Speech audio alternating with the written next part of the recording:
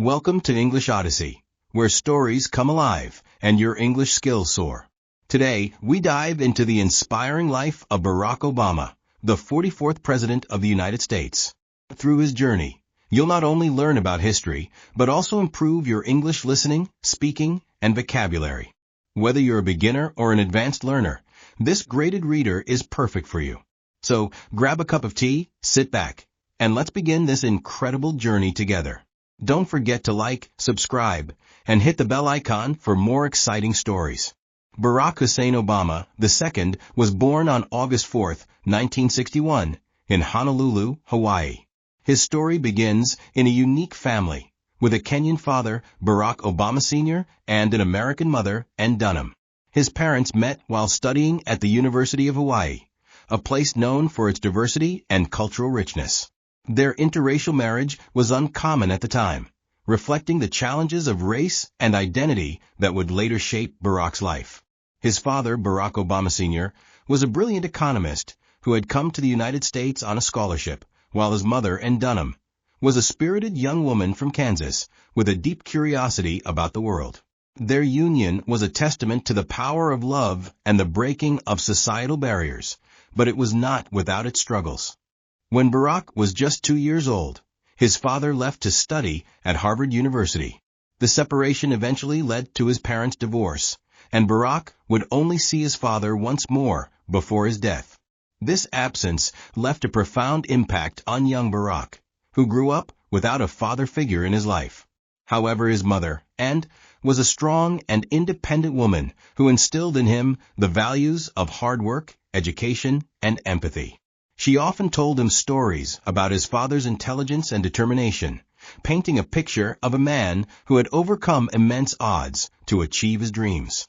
These stories would later inspire Barack to pursue his own path with courage and resilience. And Dunham remarried an Indonesian man named Lolo Sitoro, and the family moved to Jakarta when Barack was 6 years old. This was his first experience living abroad, and it exposed him to a new culture and language. Jakarta was a bustling city, full of life and energy, but it was also a place of stark contrasts. Barack attended local schools, where he learned to speak Indonesian and made friends with children from diverse backgrounds. He witnessed firsthand the challenges of poverty and inequality, as well as the resilience of people who faced these challenges with grace and determination. These early experiences shaped his worldview and gave him a deep appreciation for the interconnectedness of humanity. Despite the excitement of living in a new country, Barack's mother wanted him to have a strong American education. She believed that education was the key to unlocking opportunities and achieving one's dreams. When Barack was 10 years old, she sent him back to Hawaii to live with his grandparents, Stanley and Madeline Dunham. This decision was not an easy one, but it was made with love and hope for his future. Back in Hawaii, Barack enrolled at Punahou School, a prestigious private academy known for its academic excellence and diverse student body. It was here that he began to excel academically and athletically, particularly in basketball. Punahou was a place of opportunity, but it was also a place where Barack struggled with his identity. As a biracial child in a predominantly white school, he often felt out of place. He was acutely aware of the differences between himself and his peers, and he grappled with questions of race, belonging, and self-worth. These early experiences would later influence his views on race and equality, as well as his commitment to building bridges between people of different backgrounds. Despite these challenges, Barack found solace in books and sports.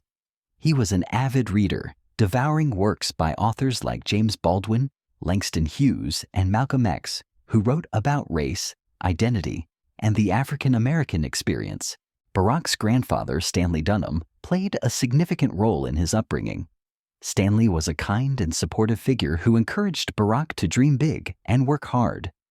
He often told Barack stories about his own life, including his service in World War II, and his experiences as a furniture salesman.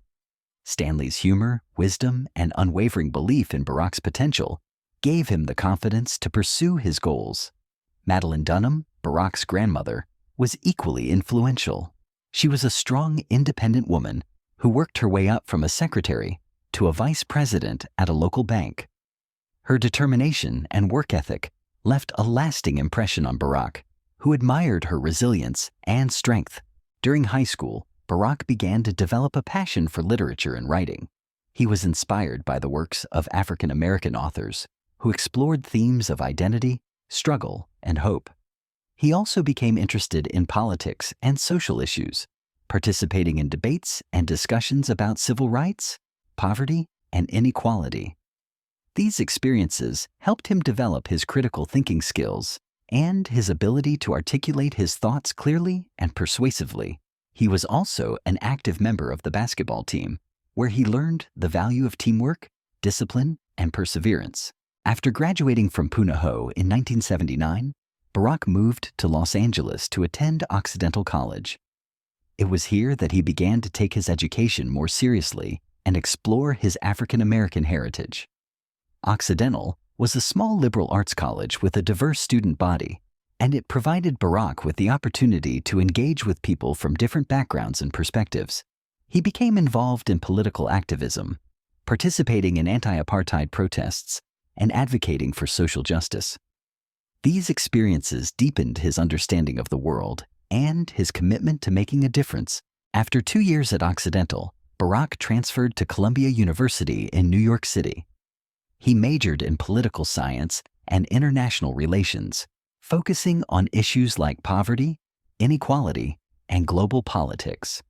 New York City was a vibrant and dynamic place, full of energy and opportunity. It was here that Barack began to develop his own voice and vision for the future. He spent much of his time reading, writing, and reflecting on the challenges facing the world and his role in addressing them. He knew he wanted to help people, but he wasn't sure how. After graduating from Columbia in 1983, Barack worked as a community organizer in New York City. This experience taught him the importance of grassroots activism and listening to people's concerns. He worked with churches and community groups to address issues like unemployment, housing, and education. It was challenging work, but it gave him a first-hand understanding of the struggles faced by ordinary people and the power of collective action. He also learned valuable skills in leadership, communication, and problem-solving, which would serve him well in his future career. Barack's early life was marked by constant change and self-discovery. From Hawaii to Indonesia to New York, he learned to adapt and find his place in the world. These experiences laid the foundation for his future in politics and his commitment to creating a more just and equitable society. They also shaped his values and his belief in the power of hope, unity, and perseverance. As we continue this journey, we'll explore how Barack Obama's early experiences influenced his path to the presidency and his legacy as a leader. And that concludes the first chapter of the incredible story of Barack Obama. We hope you enjoyed this journey and learned something new about history, leadership, and the power of hope. If you found this video helpful, please give it a thumbs up, share it with your friends, and subscribe to English Odyssey for more inspiring stories and English lessons. Don't forget to hit the bell icon so you never miss an update. Until next time, keep learning, keep growing, and keep dreaming big. This is English Odyssey, signing off.